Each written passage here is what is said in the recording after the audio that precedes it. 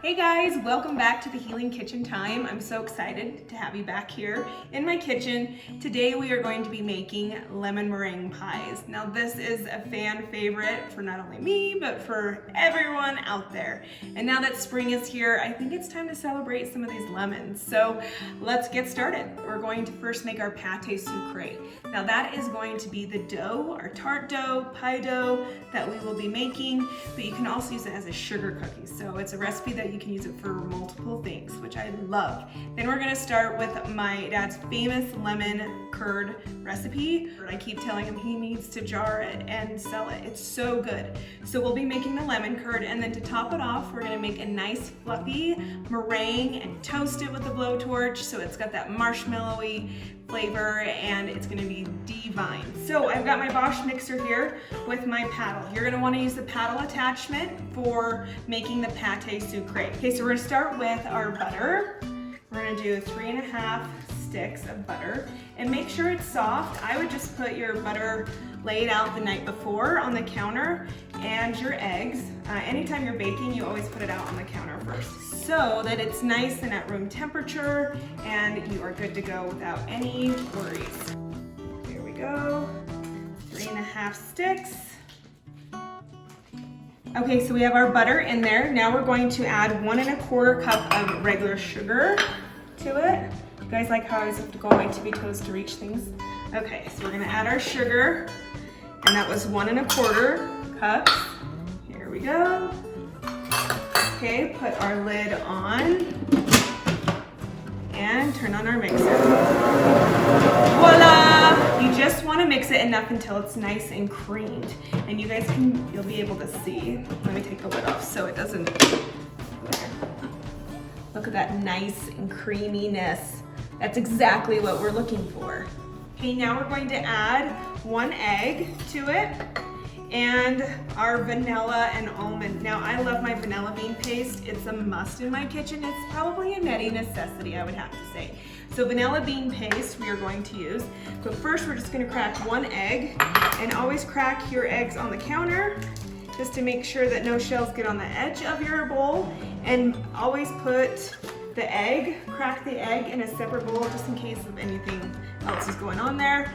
And then we're going to add our vanilla bean paste. So we're gonna probably do a good teaspoon of that. You guys can see all the vanilla beans in it. Oh my gosh, it's so good.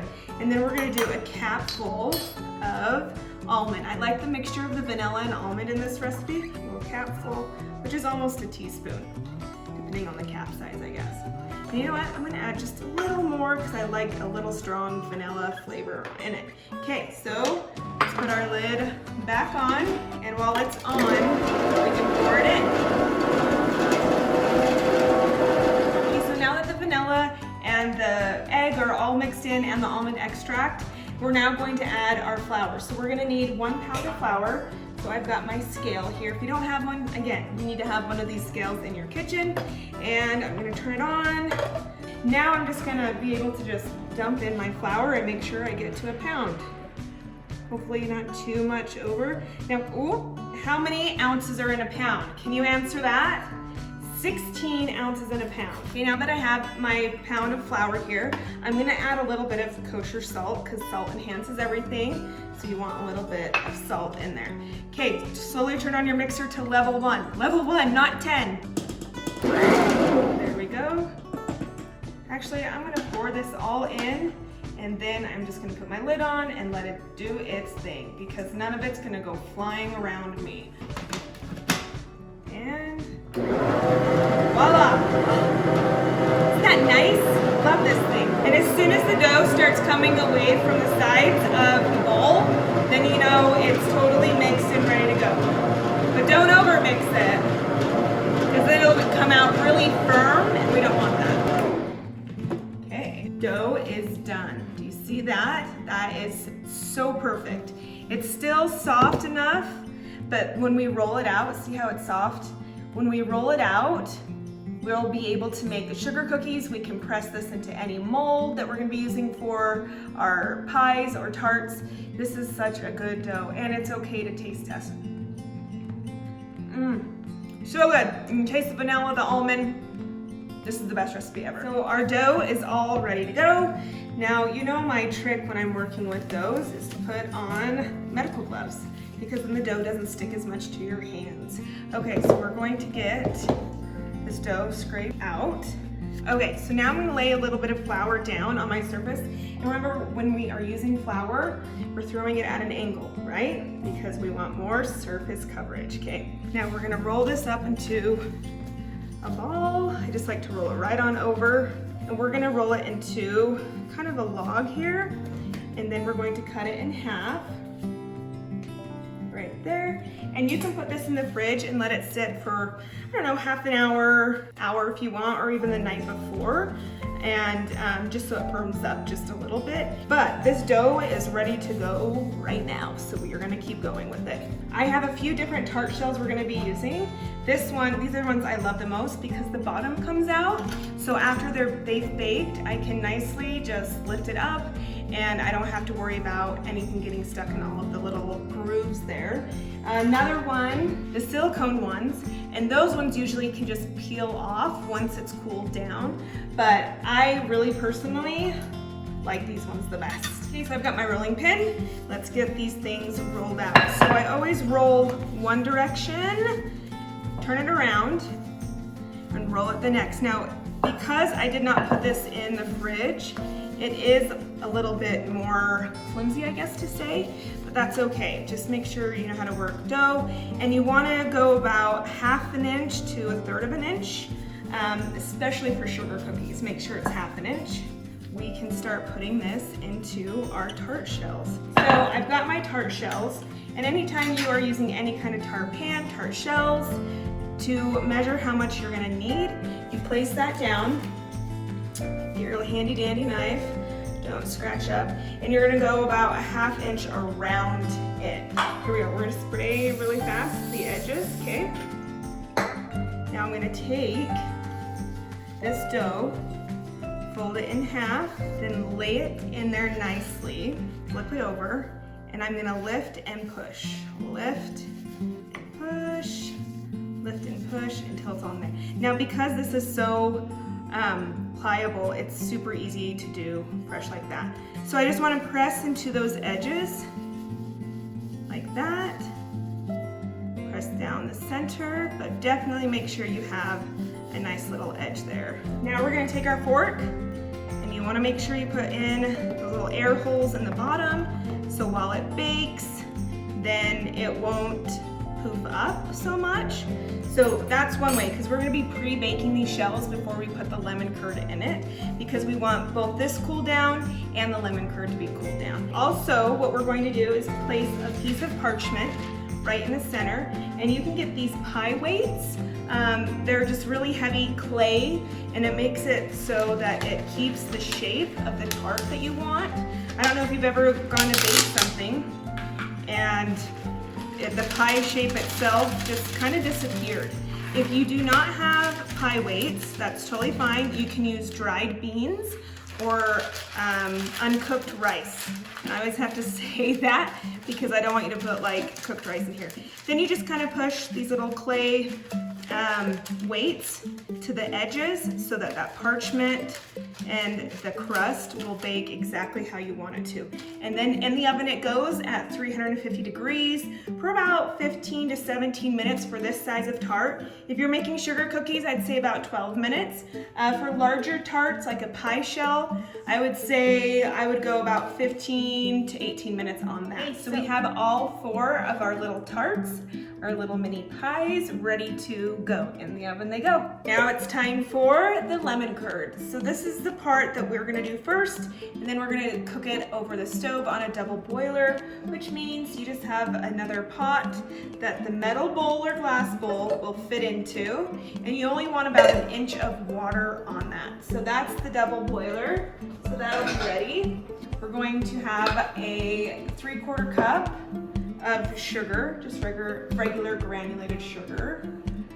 Okay, now you guys know that this is one of my tips and tricks that I always tell you. If you want more lemon or lime or any kind of citrus flavor, you're going to we're gonna be zesting these lemons into the sugar, and then we're gonna infuse it by rubbing the sugar and zest together. We're gonna get 10 times more flavor inside of this lemon meringue pie that we're gonna have. Okay, a nutty necessity, everyone should have a zester. It's great for all citrus, any like Parmesan cheese, garlic, fresh ginger, fantastic. Okay, with your citrus, make sure you roll it out.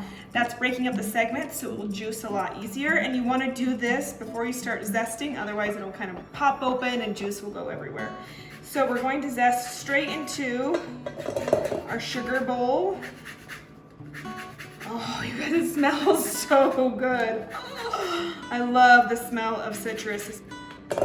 Ooh, yeah, look at all that delicious, fresh lemon zest in the sugar. Okay, so we're going to take that and legit rub it like it's almost a nice scrub, but you're just infusing all that essential oil that's in the zest. A lot of people forget that the zest have all those essential oils, and they usually just add it to the dry ingredients and then hope you taste lemon at some point. Okay, so our lemon zest and sugar look divine. Now we just need the lemon juice added to it and our eggs, and we're going to take it over to the stove on our double boiler, and you're gonna be whisking it for a while, and you're gonna think, why the heck am I stirring this for so long? But you need to, because we need to get it to the point where everything's up to temperature, the eggs can start cooking but get nice and frothy, so we do need all of that.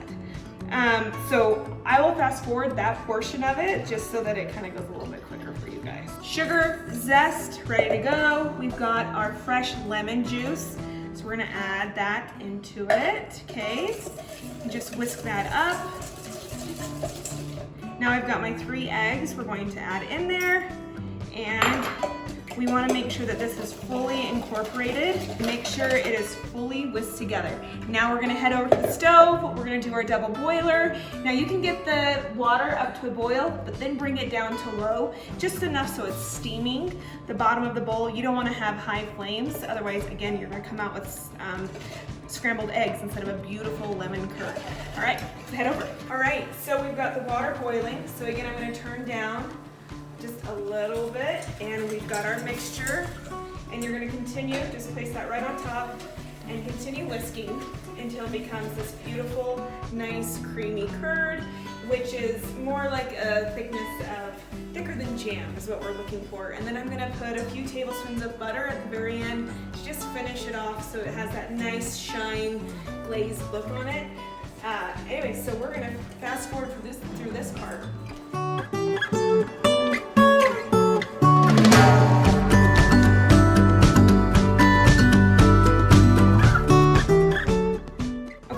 Our tart shells are now out of the oven, and I want to show you how they come out of the pan, and we take the baking beads out. So the reason why we have the parchment, because look how nice, and then ta-da, they're done, all done with that. Okay, so remember how I told you the bottom lifts up? So we're just going to gently push the bottom of this tart shell until it comes out just like that. Hello, baking is easy, right? Let's get started on the meringue. So we're going to use your whisk attachment. Put that in nicely. Okay, I have a disposable piping bag. I love the disposable piping bags because once I'm done with it, it can go in the garbage. Felicia, it's gone, I don't have to worry about it, okay? There's even ones that come with their own tips, like the star tip. Which is fun. So then when I'm done, I really can throw the whole thing away, or you can keep this. And I have a rubber band to tie the end up with, but I've got 2 egg whites, room temperature, because this is a big deal for them to be at room temperature, okay? Let those go in. And then we have 1/8 of a teaspoon of cream of tartar, or cream of tartar, however you want to say it, and 1/8 of a teaspoon of salt. That is going in with my egg whites. We're going to put the lid on, and we are going to whisk these until it has enough volume and it looks like fluffy clouds and it has this beautiful shine on it. All right, so our meringue meringue is done, and you want it to have more of a stiff peak where it flips over and it doesn't move. That's exactly what we want it to do for this meringue. Now I'm going to scrape it and put it into our awesome piping bag. And the reason why I do a little edge like this is because now I can hold my hand and now it's much easier to scrape in. All right, it's ready to pipe. Okay, so we have our meringue in our piping bag with the elastic band on it. We've got our tarts ready to go. I've got our lemon curd, so I'm going to scoop this lemon curd into our tarts. Now, usually I put the tarts into, after I add the lemon curd in them, I put them in the fridge for a good hour or so it can firm up. So good. All right, so now we've got our meringue, okay? So there's a couple things you can just, and you can even do whipped cream if you want, you guys. This is seriously up to you if you want to do the meringue. But we're going to do fun little swirls. Just quick little swirls on there. Whoop. And this is the one we're going to torch. Okay, there's other ones that like to do these fun little shell prints or whatever and have like a little edge there, and then we're gonna put some, a little mint leaf and some fresh raspberries, however you wanna decorate it. This is what we need though, is our torch gun. Okay, so I always say, forget about the little teeny ones, just go to Home Depot and get this, or any of your local hardware stores. Okay, so let's get the propane going. We're gonna just lightly torch it, okay? So, lightly. You don't want it on fire, but enough to get that toasted marshmallow flavor. Okay. All done? Super easy. Okay, now we can decorate it. You can leave your lemon meringue pie just like this, or we can add a sweet little mint leaf in there, and then a few raspberries or strawberries. Now again, this would hold up once it's been in the fridge, so then it's nice and thick. But you guys, look how pretty. All done, your little mini meringue pies. So I hope you enjoy them, and I know I'm going to enjoy it, so I'll see you next week.